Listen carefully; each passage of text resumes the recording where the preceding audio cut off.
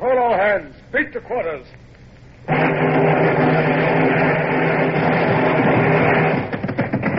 out the guns. Stand by the starboard battery. One broadside into it, if you please, Captain Bush. Pointers on target.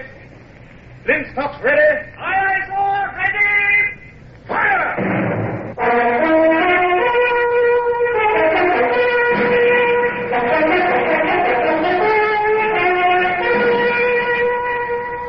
Presenting Michael Redgrave as C.S. Forrester's indomitable man of the sea, Horatio Hornblower.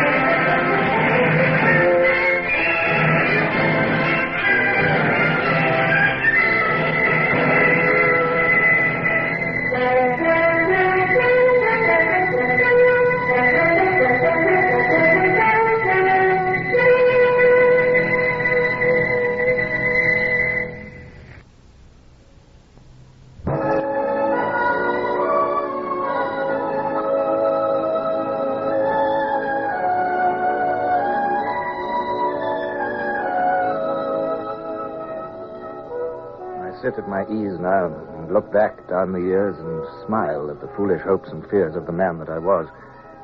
But my fears were well enough founded then. The Navy and the public were hard masters. And there was no gainsaying the fact that I had surrendered and lost my ship, the Sutherland, at Rosas.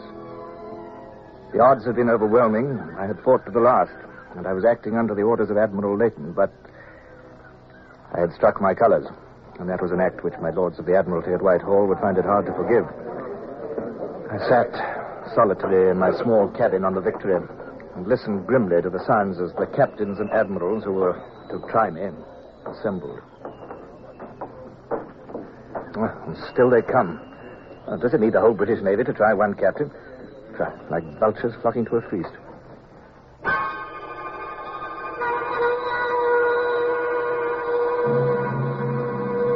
Captain Calendar? My lord. Is the court ready?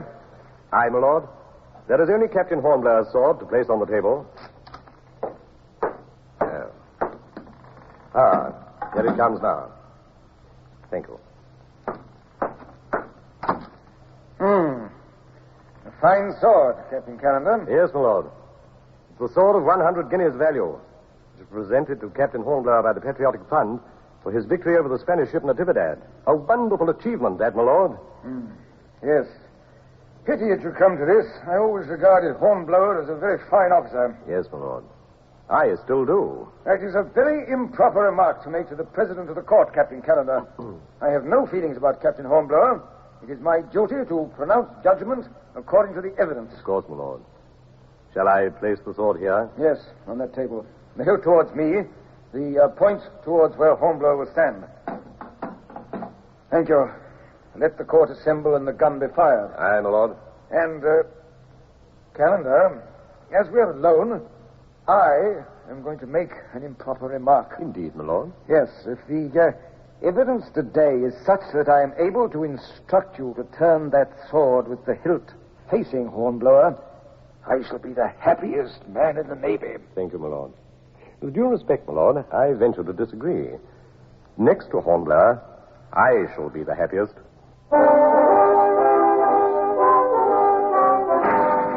It's curious that despite the fact that the next hour or two were among the most important of my life, I can recall very little detail. A few impressions remain vivid. The glitter of gold lace on the coats of the semicircle of officers in the great cabin of the Victory, the endless formalities of the preliminaries, the face of the Admiralty officer who had been sent to conduct my defense, my sword lying forlornly on the table with its point winking at me with a cold glint. As witness followed witness, I found myself wishing that I'd suffered death in the battle rather than face this weary sifting of pointless information. One moment, please, Captain Bush. Now, on this matter of judgment, where was your place during the battle? On the quarterdeck, beside the captain, sir, to receive his orders. So that everything that was visible to him was apparent to you also? Yes, sir. I see. Now, you have told us in your evidence that you were wounded, and that despite your desire to remain on deck, the captain had you carried below for your own safety. That's right, sir. He only thinks of others, sir. Quite. Now, will you describe to us briefly the general position at the time you were taken below? Well, sir, we'd already crippled 2 French ships, and we were then engaging the other 2, and giving them hell, too. Had you suffered much damage and casualties? We were a wreck, sir. Mizzen topmast shot away, fore and mainmast down about our ears. The French 3-decker was right alongside and pumping broadsides into us. We had so many wounded below that it sounded like bedlam. Half our gun crews were dead at their guns, and the deck was too slippery with blood to walk on, sir. I found out afterwards that we had 117 killed and 145 wounded. Silence, please. Now, Captain Bush, I want you to think carefully before answering this question. Remember, it is possible that this very day you might be called upon in your capacity as a British naval captain to fight just such another battle, in command. If you were called upon to fight such a battle, and if you found your ship and crew in the condition you have described, would you surrender to the enemy? Yes, sir. Knowing that you would be called upon to answer for your action? I'd still do it, sir. Would you consider that while your ship was yet afloat, it might still be recaptured and made serviceable to its country? Yes, sir. If you had no crews to fire the guns and few to repel boarders, would you think it reprehensible to throw away the lives of the remainder when no victory could come of the gesture? I'd call it criminal, And sir. one more question, Captain. If you had disabled 4 enemy ships and inflicted upon them dreadful casualties, would you consider that proof of your skill and determination? I think it might point that way, sir. Thank you, Captain Bush. However faulty your judgment may be, I venture to suggest that it is a judgment with which most practical sailors would concur.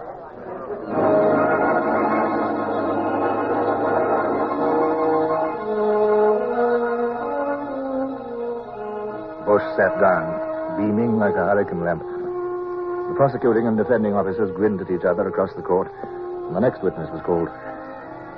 I was weary of the whole thing, and was heartily relieved when the last witness had been heard, the last speeches made, and the court was adjourned. Back in my cabin, I found an elegant civilian dressed in buff and blue with a neat silk cravat. His face seemed vaguely familiar. Callender introduced him. I'll come for you again when the court's reached its decision. In the meantime, may I present Mr. Hookham Fear of His Majesty's government? When I heard his name, I remembered why his face seemed familiar. I'd seen it caricatured many times. He was the famous wit who wrote in the Anti-Gallican and was deep in the secrets of the cabinet. He bowed elegantly, almost effeminately, and begged leave to ask me some questions. But truth to tell, I hardly paid any attention to him now that I was out of the court. I burned to be back there, to get it over and to hear the worst. It seemed an age before Callender returned. What were your impressions of conditions in France, sir? Oh, that's a long story, sir. In the first place, there's... Will you excuse me, Mr. Fear? Most certainly, sir. The court is assembled, Captain Hornblower. Thank you. I'll come immediately. Is the executioner present, or do they have to send to London for him? Oh, that's not fair, Hornblower. You know I'm not permitted to discuss this case with you. No, I'm sorry. It was unforgivable of me. I'm a little... well, not quite myself. Well, here we are. You won't have to wait much longer. My heart was beating hard as I went in, and I knew that I was pale. I jerked my head erect to meet the eyes of the judges in their blue and gold. But somehow all seemed lost in a vague mist. Only one thing was plain. The table and the small cleared space before the president, where my sword lay. I saw nothing of the cabin, nothing of the judges. My eyes sought only my sword and the message it would give me.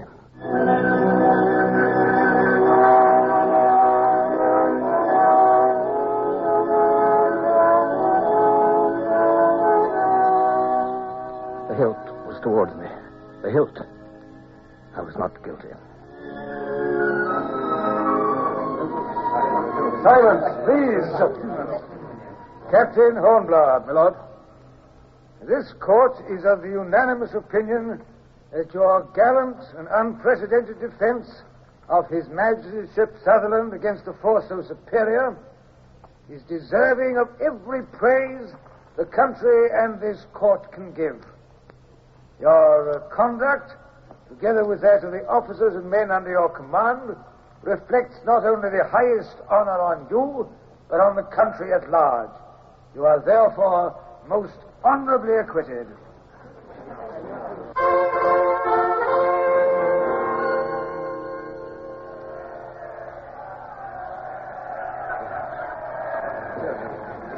Look at them, Hornblower. Every ship in the fleet is at yards manned with cheering men. You're famous. Congratulations, Captain Hornblower. Congratulations on behalf of His Majesty's government. Not that there was any doubt about it, of course. Oh, thank you, Mr. Fair. I should have been happy to have been able to share your confidence. And now, sir, if you're ready, I've had a post-chaise horsed and waiting this last 6 hours. My orders are to convey you immediately to London. To London? But... Will you be good enough to step into the barge?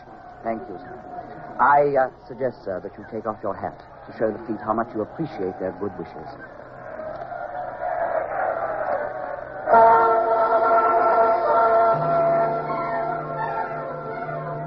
On your arm, please. This way. Captain Horatio Hornblower, Mr. Håkon Freer. Ah, Hornblower, welcome home. Come and be presented. Your Royal Highness, this is Captain Hornblower. Evening, Captain. Everyone's been talking about you, Captain. Yes, and so they ought to, damn Captain, so they ought to. Damn smart bit of work. Good as I could have done myself. Here, Cunningham, make the presentation. It was all a dream, surely. I felt the accolade and heard the formal words which dubbed me knight. Rise, Sir Horatio Hornblower.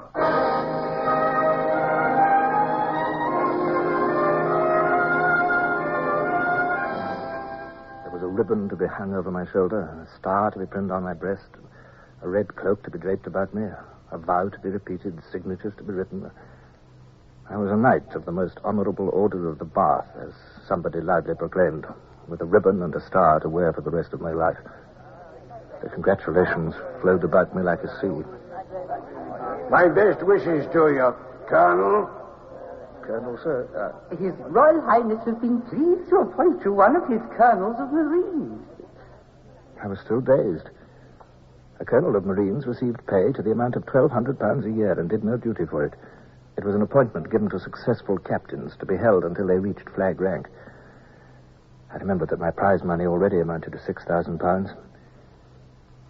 I'd attained financial security at last, for the first time in my life. I had a title, a ribbon, and a star.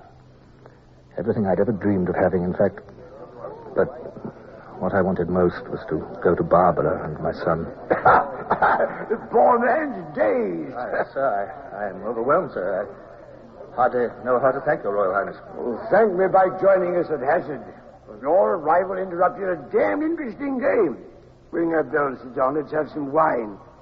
Now, sit here beside Lady Jane, Captain. Well, sir, it's very... Doesn't the captain want to play? Oh, yes, I know all about you, Holcomb. You want to slip away to John Walter. Well, tell him to write one of his damn leaders and get my civil list raised. I work hard enough for it, God knows. Well, I don't see why you want to take the captain away. Oh, very well then, damn you, go if you want to.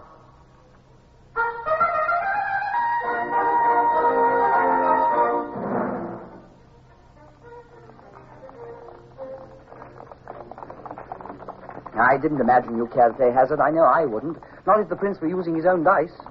Well, thanks for getting me out of it. Who is John Walter that His Royal Highness referred to? He's the editor of the Times. Huh? There'll have to be a big story about you and your knighthood. The public's got to realize that the government's naval officers are achieving great things. Oh, so my knighthood is a political move, too.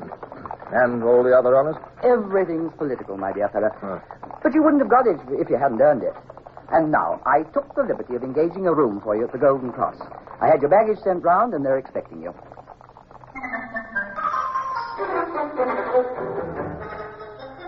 They were. Host and chambermaid and boots all fluttered and bowed and almost prostrated themselves. It was yes, Sir Horatio, and no, Sir Horatio, until I could have knocked their heads off. They made a procession of lighting me up to bed and then fussed round me interminably when all I wanted was a little peace. But I was left alone at last, to plunge into bed and spend a sleepless night going over again all the details of that amazing day and wondering what the morrow held in store.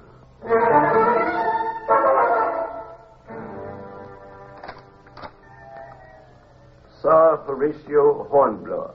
Horatio, welcome home. Barbara was in black. Of course, Leighton had been dead for less than a year still. But black suited her. Her skin was creamy white against it. It was with a pang that I remembered the golden tan of her cheeks in the old days on the Lydia. The nurse is bringing Richard. Meanwhile, heartiest congratulations on your success. Thank you. Thank you. I was extremely lucky, really. Oh, the lucky man is usually the man who knows how much to leave to chance. Ah, thank you, nurse. You may leave little Richard with us.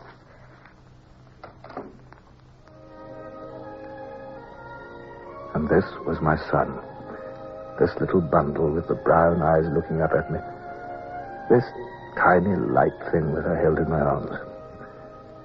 I was no sentimentalist, yet there was something in my eyes that made it difficult for me to see clearly. I felt a warm rush of affection for the poor, helpless baby that I held.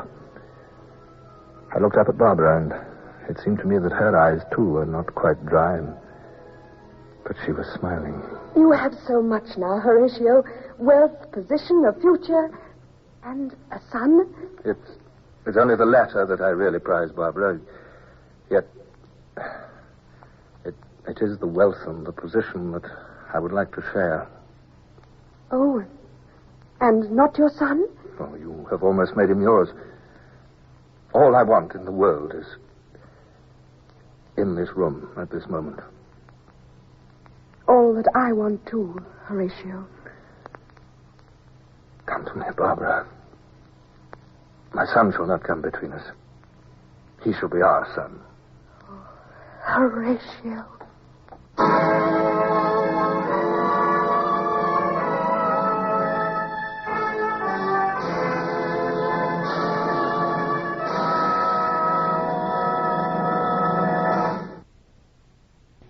Horatio Hornblower, starring Michael Redgrave, is based on the novels by C.S. Forrester. Music composed and conducted by Sidney Torch. Produced by Harry Allen Towers.